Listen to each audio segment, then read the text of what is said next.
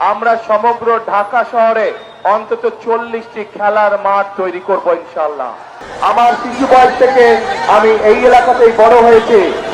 আমার সন্তানেরা এই এলাকায় জন্মগ্রহণ করেছে, আমার এবং আমার ভাইয়ের।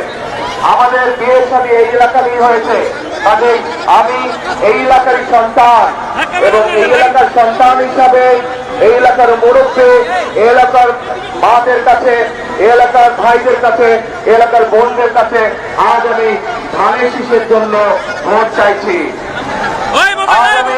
ধানের শীষকে জয়যুক্ত করার জন্য আমার এলাকাবাসী ভাই বোনদেরকে, মুরব্বীদেরকে আমি বিনীত অনুরোধ জানাচ্ছি যাতে আগামী 12 তারিখের নির্বাচনে আপনারা এই এলাকায় ঢাকা সদরতে আমরা সমগ্র দেশ সহ এই ঢাকা শহরকে একটি নিরাপদ শহরে রূপান্তরিত করতে চাই, নিরাপদ শহরে পরিণত করতে চাই।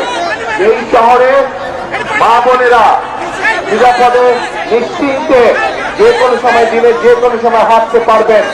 এই শহরের মানুষ নিরাপদে বসবাস করতে পারবে, ব্যবসা বাণিজ্য চাকরি বাকরি করতে পারবে। প্রিয় ভাই বোনেরা, আমরা একটি সুন্দর শহর গড়ে তুলতে চাই, যেই শহরের মানুষ বুক ভরে শ্বাস নিতে পারবে। প্রিয় ভাই বোনেরা, এখানে একটু আগে সালাম সাহেব বলেছেন এই এলাকায় খেলার মাঠ নেই।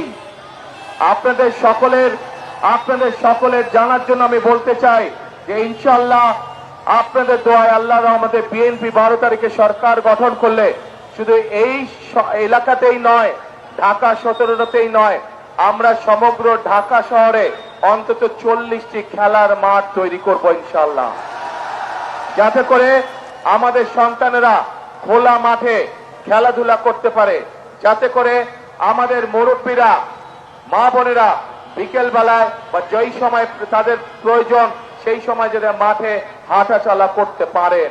প্রিয় ভাই বোনেরা, এই এলাকার মানুষের আরেকটি দাবি আছে, ইসিবি চত্বর থেকে জসিমউদ্দিন পর্যন্ত 60 ফিট প্রশস্ত করানোর জন্য যে রাস্তাটি আছে, ইনশাআল্লাহ বিএনপি সরকার গঠন করলে আমরা মানুষের বসবাসের জন্য, চলাচলের জন্য এই এলাকার রাস্তার প্রসার ঘটাবো ইনশাআল্লাহ। প্রিয় ভাই বোনেরা, পরিশেষে আপনাদের কাছে আবারও ধানের শীষের পক্ষে সমগ্র বাংলাদেশে আপনাদের বন্ধু বান্ধব আত্মীয় স্বজন যারা আছে, আপনাদের মাধ্যমে আমি সকলকে বিনীত অনুরোধ জানাতে চাই ধানের শীষের পক্ষে 12 তারিখে ভোট প্রদানের জন্য।